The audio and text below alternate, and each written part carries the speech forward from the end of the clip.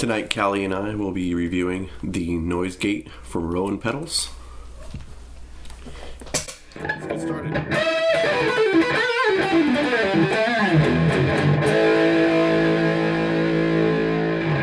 Alright, so my band needed a noise gate. Our keyboard player also plays guitar, and from time to time when he sets it down, he doesn't get the volume all the way down. It's in the middle of a show. It's understandable. So we decided to put his guitar on a cheap noise gate. Lately, I've been using it with my orange amp, and so I'm going to demonstrate tonight this noise gate by Rowin pedals with my orange Crush Pro 120 cranked up pretty hard. Actually, it's cranked up all the way. The gain is and all that. And then I'm going to have the EP booster from Exotic Pedals also help me out. So basically what I did was just jump on Amazon and Reverb and more or less just find the cheapest noise gate that I could buy. Because we only really needed to do those one things. But since we're in quarantine, I thought, why not kind of just review the gear I have. I haven't done that, and I'd like to grow my channel a little bit. So tonight I'm going to talk about this pedal. It's ups and downs, but overall it's pretty cool. I like it. So let's just go ahead and get started. I'm going to go ahead and jump on the orange channel. Let's get some fuzz in there. Basically, that's what we're going to hear. So the first thing I did, of course, and we'll talk about the toggle switch here in just a second. But the first thing I did was, when the pedal itself is engaged, and it before it gates and then crossing over there, hopefully that's being picked up here, but it does create a little bit of noise. I'm fine with that. At the price point this thing came with, I can take a little bit of noise, and the amps and stuff we're going to have it on are just simply not going to have that much gain on that end, so that's really not a problem for us. Now that said, you jump in here and say real quick, the threshold is at what point does the signal start to get clipped and then cut out, and then of course that just gets increased here, and then it says this is in terms of decibels, negative decibels going all the way to plus 10 decibels, and then of course we have the toggle switch here for soft and hard. I've heard people say that the soft setting is more like a vintage noise suppression mode, and that the hard is more modern. I don't know about that. What I can say is that what an actual waveform in a DAW looks like on the soft is it seems to clip the note a little sooner, and then it just gets rounded off, and it's a more gentler decline as the actual volume of volume of the note comes down, and then or gets gated. And the hard, it tends to stay at a certain peak and then just kind of lop off, which is what you would expect. But in terms of soft clipping, I guess I didn't really know what that meant. But yeah, that's the best way I can explain it. And I don't. For me, I usually just keep it on the hard setting. I would have thought that maybe the soft clipping would be better for solos, but I don't think so. Like it's just I'm not sure why somebody would want that, unless it's just I don't know. But anyways, you have that option, so I will stop rambling about that now. Let's go ahead and get this up, and we'll get plenty of noise. So with the amp itself, let's go ahead and engage. Let's turn it right where it stops. Right about there.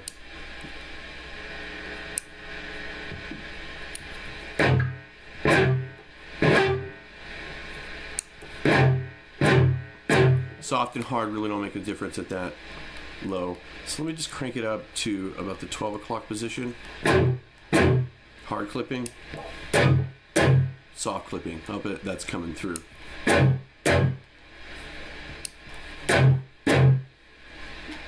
And I turn that down. Now, let's go ahead and disengage this and see how much. So we got a bit of fuzz coming from the pedal itself. Really not that big a deal though.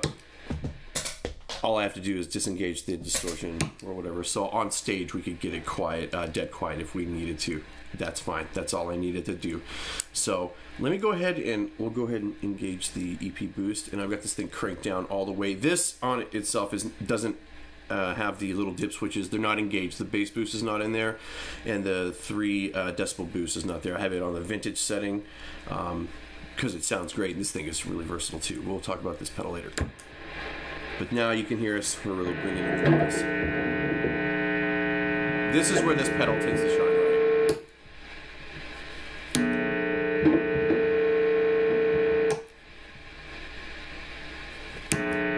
Now we'll soft clipping, hard,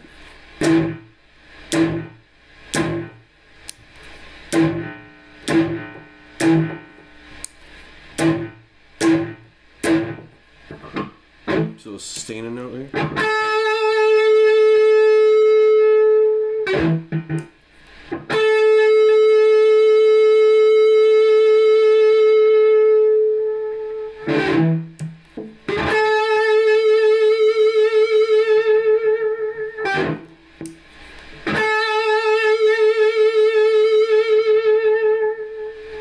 So as you can see, the hard setting here has a little bit more sustain on it.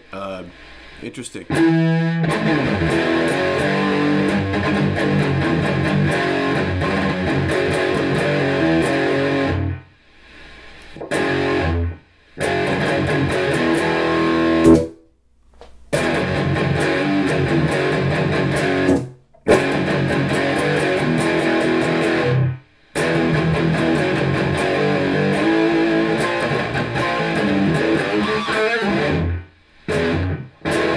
And that's all we really needed to do is just be quiet.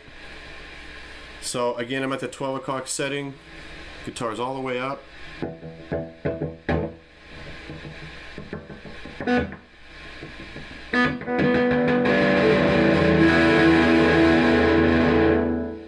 Right about the 1.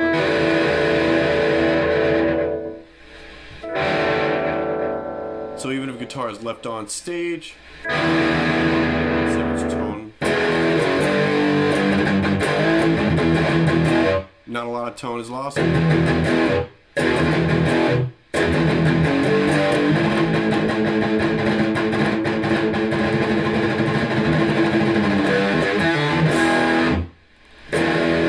Pretty quick.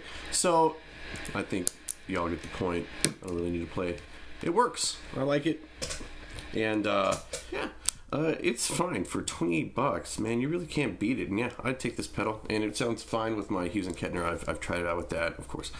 And then I've also used it to do like like double gating and things like that. So if you have any questions about it, let me know. Later on, I will be reviewing. I think no one's talked about the. I'm sure that someone's talked about it for sure, but maybe later I might do the Polytune. I might do the EP booster, and then I'm not really a pedal head. I've got an ABY switch and an EQ, and maybe a carbon copy. So I can do reviews for the common mortal, I guess, instead of some of these super guitar players. And then I guess we'll go through the Orange Crow Crush in depth, and then or Orange Crow Orange Crush Pro. Thank you. That's it. All right. Everybody stay safe. Boom. Let's talk soon. Hang soon.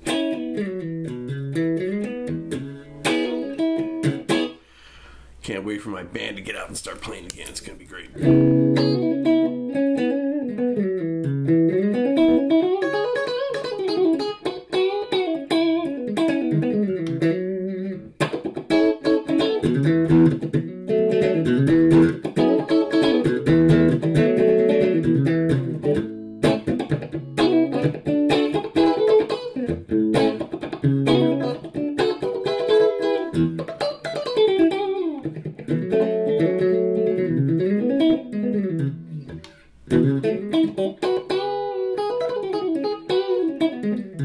Yeah, this pedal's really nice.